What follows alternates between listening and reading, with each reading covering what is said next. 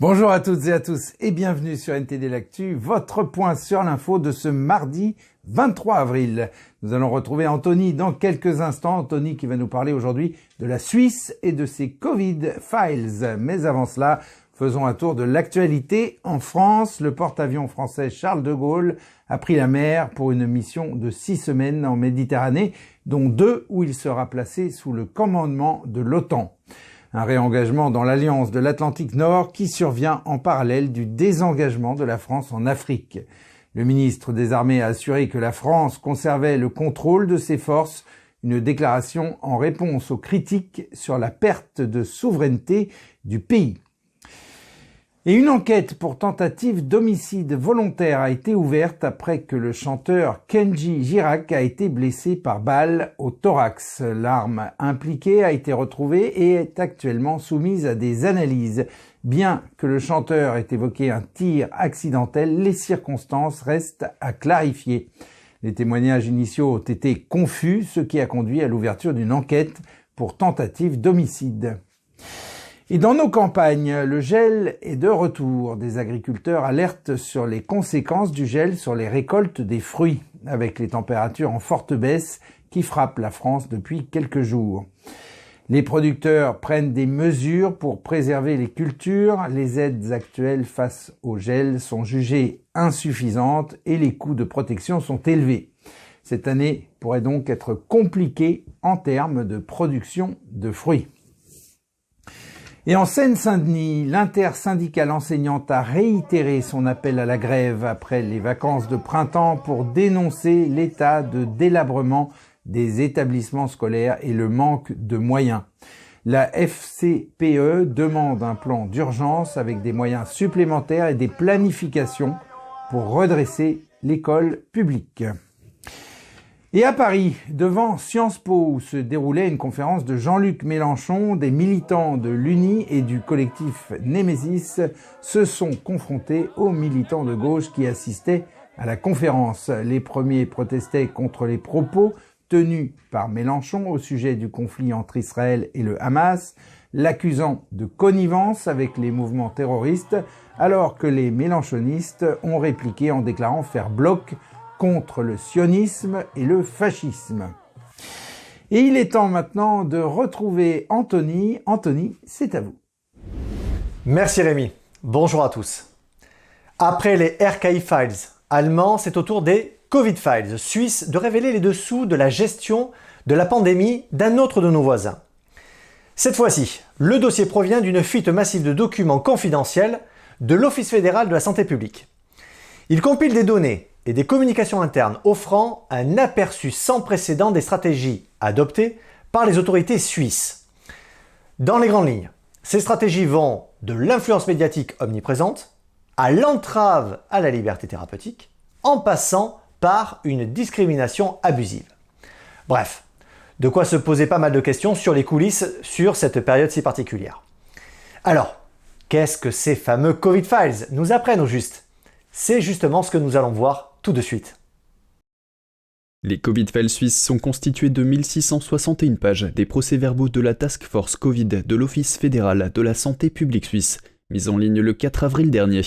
Les premiers documents ont été publiés avec un caviardage défaillant en raison d'un problème technique, puis ont été rapidement remplacés, mais pas avant d'être téléchargés par le média L'Impertinent. Parmi les révélations les plus frappantes, on découvre que les autorités suisses étaient conscientes de l'inefficacité des masques chirurgicaux dès le début de la pandémie.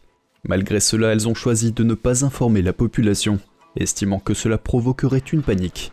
Cette décision a été prise en dépit des recommandations de certains experts qui préconisaient une communication transparente sur l'efficacité limitée de ces masques.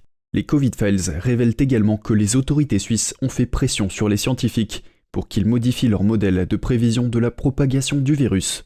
En août 2021, la Task Force avait déjà reconnu que le vaccin n'empêchait pas la transmission du virus, ce qui aurait dû remettre en cause la pertinence du pass sanitaire. Ces percées vaccinales ne sont alors pas systématiquement transmises, biaisant ainsi les statistiques d'efficacité vaccinale. Et malgré des données rassurantes sur les enfants, la Task Force encourage tout de même fortement leur vaccination. Plus surprenant encore, le 29 septembre 2021, un procès-verbal révèle la crainte de la Task Force que l'obligation de certificat vaccinal entraîne plus d'hospitalisation. Elle prévoit alors que les personnes vaccinées contamineront désormais davantage de personnes non vaccinées dans les restaurants, les cinémas et les grandes manifestations. Tandis que les personnes non vaccinées étaient désignées comme des dangers publics, l'OFSP craignait en réalité que ce ne soient les vaccinés qui propagent le plus la maladie.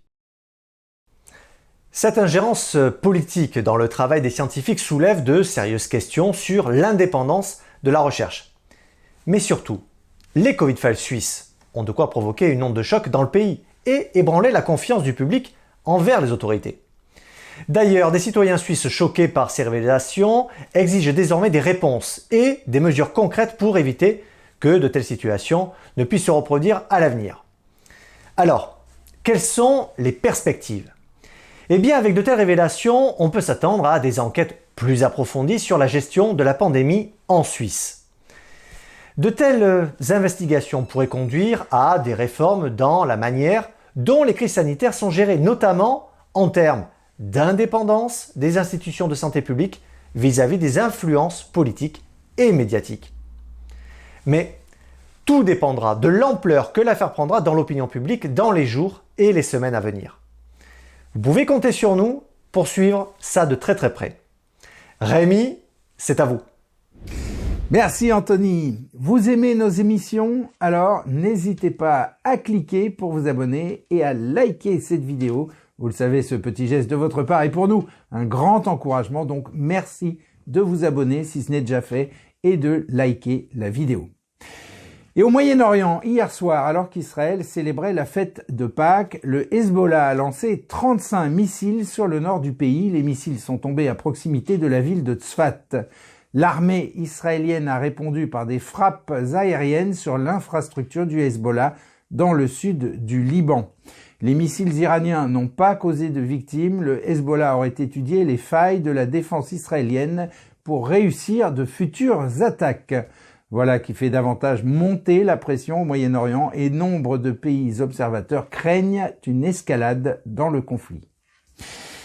Et en Asie, le dirigeant nord-coréen Kim Jong-un a supervisé un exercice nucléaire inédit en réponse à des exercices aériens conjoints entre les États-Unis et la Corée du Sud. Les exercices ont testé pour la première fois un système de contrôle combiné pour les armes nucléaires du pays.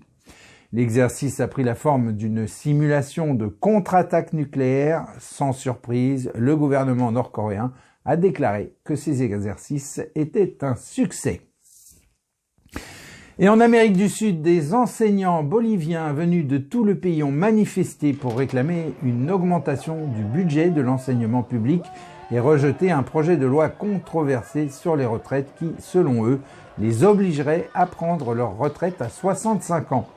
Ils ont marché vers le bâtiment du ministère de l'Éducation dans la ville de La Paz et ont été confrontés à la police anti-émeute. En Bolivie, l'âge de la retraite est fixé à 58 ans pour les hommes et à 55 ans pour les femmes.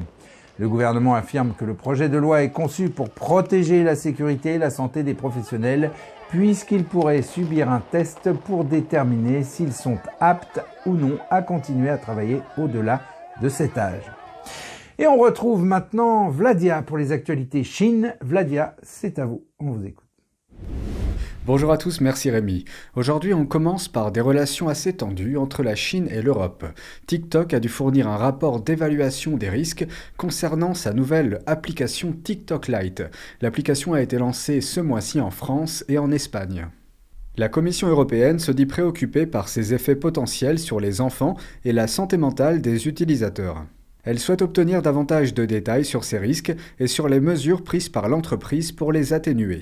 C'est le responsable de l'industrie de l'Union européenne qui a émis l'injonction.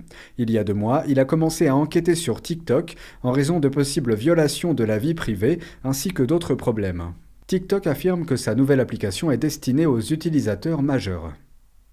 Et on zoome à l'intérieur de la Chine communiste maintenant. Le régime chinois est en train de moderniser son armée. Il y a quelques jours, Pékin a annoncé la création d'une nouvelle branche de l'armée baptisée Force de soutien à l'information de l'APL. Un expert a souligné que la Chine lance des cyberattaques en permanence depuis des années et que cette nouvelle branche n'est que la continuité d'un mode opératoire déjà bien connu. Le chef du Parti communiste chinois, Xi Jinping, a déclaré que la nouvelle branche visait à améliorer la structure des systèmes militaires et de défense de la Chine en s'alignant sur les évolutions modernes. L'une de ses fonctions sera la cyberguerre. Pékin a également déclaré que l'objectif ultime de cette branche est d'aider la Chine à remporter les guerres modernes. Cette force est dirigée par la CMC, la Commission militaire centrale de la Chine. La CMC est directement supervisée par Xi Jinping.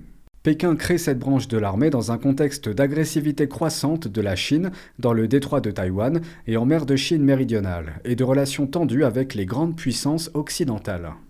C'est tout de mon côté, merci à tous et merci Rémi, à demain. Merci Vladia. Et pour conclure cette édition, on part à Bruxelles pour admirer une pratique peu connue du public, les marionnettes à tringles. Les Bruxellois demandent à ce que le statut de patrimoine culturel immatériel de l'UNESCO soit accordé à cette discipline artistique. Le théâtre familial de Nicolas Géal est le seul lieu bruxellois à maintenir vivante la tradition de la marionnette à tringles. Nicolas estime que l'inscription à l'UNESCO pourrait sauver cette forme d'art de l'oubli. Son théâtre, le Théâtre Royal de Thun, situé dans le centre historique de Bruxelles, propose plusieurs spectacles par semaine. Son répertoire va de Dracula à Faust. La tradition de la marionnette à tringles trouve son origine dans les théâtres de carnaval itinérants de la Renaissance et a connu une grande popularité au cours du XIXe siècle. Aujourd'hui encore, des marionnettistes racontent de belles histoires qui enchantent petits et grands, même si, autre spécificité de ces spectacles de marionnettes, la moyenne d'âge du public tourne autour de 30 ans. Et voilà, c'est la fin de ce journal. Merci à toutes et à tous de l'avoir suivi. On se retrouve donc demain à 13h pour une nouvelle édition de NTD l'Actu. Très bon après-midi, à demain.